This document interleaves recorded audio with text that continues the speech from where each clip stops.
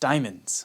They're shiny, tough, and an icon of marriage proposals. On a chemical level, a diamond is just a bunch of carbon atoms bonded together in tetrahedrons. This crystal structure is why diamond is the hardest natural mineral, and it beats most man-made ones too. So we know that diamonds are special, but where do they come from in the first place? Diamonds are formed in really extreme conditions, which is why you might find them at the sites of asteroid impacts and even on meteorites in space. But we think most natural diamonds were made millions, if not billions of years ago in the splooshy molten rock deep within the Earth. Over 160 kilometers beneath the Earth's surface, the intense heat and pressure forced carbon atoms into that tetrahedral structure to form diamonds. And then, deep volcanic eruptions blasted them up to the surface at around 40 kilometers per hour. If the diamonds came up much slower than that, the gradually decreasing pressure would let the carbon atoms shift back into other stable forms like graphite. At the surface, everything cooled really quickly to make these igneous rock formations called kimberlites, with diamonds hiding inside. And eventually, we humans came along to mine them. So we know that diamonds are made of squished and superheated carbon atoms,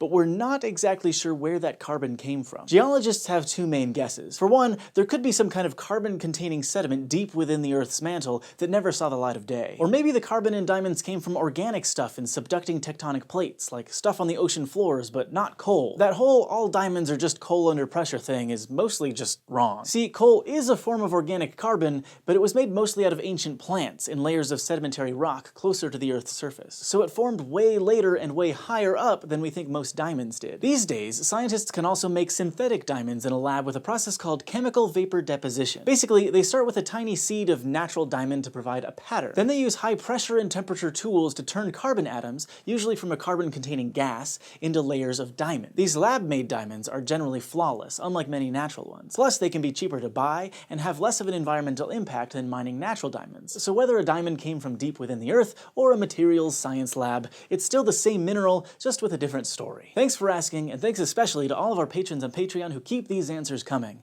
If you'd like to submit questions to be answered or get some videos a few days early, go to patreon.com/SciShow. And don't forget to go to youtube.com/SciShow and subscribe. It's 1 atom thick, conducts electricity better than silver, conducts heat better than diamond, and it's stronger than steel. It would take the focused force of an elephant balancing on a pencil point to